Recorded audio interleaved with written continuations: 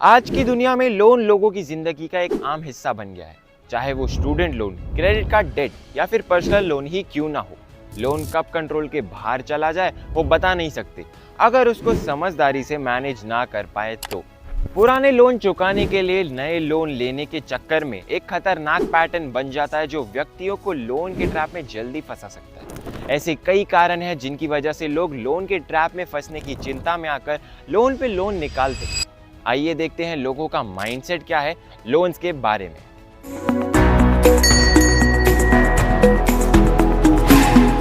सबसे कॉमन वजह है इमीडिएट रिलीफ। जब बढ़ते लोन और फाइनेंशियल प्रेशर का सामना करना पड़ता है तो इमीडिएट रिलीफ पाने की चाह बढ़ सकती है। नंबर 1, मौजूद लोन का रीपेमेंट करने के लिए नया लोन लेने से एक टेम्परेरी सेंस ऑफ रिलीफ आता है क्योंकि एक सिंगल पेमेंट में पूरा लोन निकल जाता है। नंबर 2, दूसरा कारण है परिणामों से बचने के लिए लोग नए लोन की ओर बढ़ते हैं। लोन रीपेमेंट में लेट होने के गंभीर परिणाम हो सकते हैं जिनमें क्रेडिट स्कोर का नुकसान, लेट फीस और यहाँ तक कि कानूनी कार्रवाई भी शामिल है। नए लोन लेके पुराने लोन भरने पे लोग इन परिणामों से बचने का प्रयास कर सकते हैं, पर हम ये अक्सर भूल जाते हैं कि हमें आगे जाके लिए हुए नए लोन का भी रीपेमेंट करना ही पड़ेगा।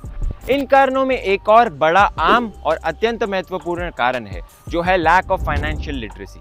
कई लोग पर्सनल फाइनेंस के बारे में शिक्षित नहीं हैं और पूरी तरह से लोन लेने के लॉन्ग टर्म इम्प्लीकेशंस को समझ ही नहीं पाते।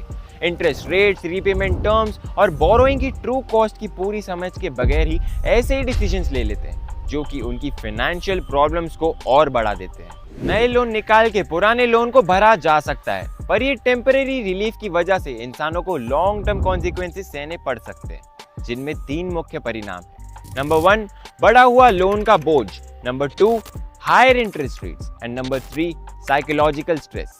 नए लोन अक्सर हायर इंटरेस्ट रेट्स के साथ आते हैं, खासकर खराब क्रेडिट स्कोर वाले व्यक्तियों के लिए। इसका मतलब ये है कि समय के साथ व्यक्ति की इनकम का अधिक हिस्सा प्रिंसिपल बैलेंस को कम करने की बजाय ब्याज के रीपेमेंट करने में खर्च हो जाएगा। लोन ट्रैप से मुक्त होने के लिए एक मल्टीफेस्टेड अप्रोच की जरूरत है जो दोनों लोन का मूल कारण और फाइनेंशियल बिहेवियर जो लोन को बढ़ाता है उसके ऊपर काम कर सके।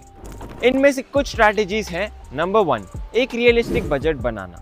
एक रियलिस्टिक बजट बनाने के लिए अपनी इनकम और एक्सपेंसेस को असेस करके शुरुआत करें, जिनमें हाउसिंग, फूड और ट्रांसपोर्टेशन जैसे महत्वपूर्ण खर्चों को प्रायोरिटी दी जाएगी। उन एरियाज की पहचान करें जहां आप अननेसेसरी खर्चे में कट बैक कर सकते हैं और लोन की रीपेमेंट के लिए अधिक फंड्स एलोकेट कर सकते हैं। नंबर 2, एक इमरजेंसी फंड बनाएं जिससे आप अनएक्सपेक्टेड फाइनेंशियल सेटबैक से खुद को और अपने परिवार को प्रोटेक्ट कर सकते हैं।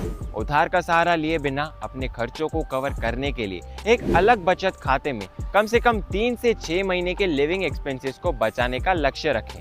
नंबर 3, हाई इंटरेस्ट लोन को प्रायोरिटी दें। पहले हाई इंटरेस्ट वाले लोन जैसे क्रेडिट कार्ड बैलेंस और पेडे लोन्स, उसी के साथ जितना आप चुका सकते हैं उसे अधिक लोन लेने की चाह से खुद को रोकें और किसी भी नए लोन या क्रेडिट कार्ड के नियमों और शर्तों को सावधानी पूर्वक इवैल्यूएट करें। उम्मीद है आपको लोन्स और डेट्स की ये जानकारी पसंद आई होगी। अगर आप भी किसी लोन डेट से गुजर रहे हैं या हरासमेंट प्रॉब्लम्स को फेस कर रहे हैं तो आज ही लॉयर पैनल को कॉन्टैक्ट करें। डिस्क्रिप्शन में दी हुई लिंक पर फॉर्म भर दीजिए एंड उसके बाद लॉयर पैनल की टीम आपको कॉल करेगी एंड आपके लोन प्रॉब्लम का सोल्यूशन बताएगी। ऐसी और वीडियोस के लिए आप सब्सक्राइब करना मत भूलना और अगर वीडियो पसंद आई तो वीडियो को लाइक कर दो, शेयर कर दो अपने दोस्तों और फैमिली के साथ। जल्दी मैं मिलूंगा आपसे अगली वीडियो में। Thank you for watching.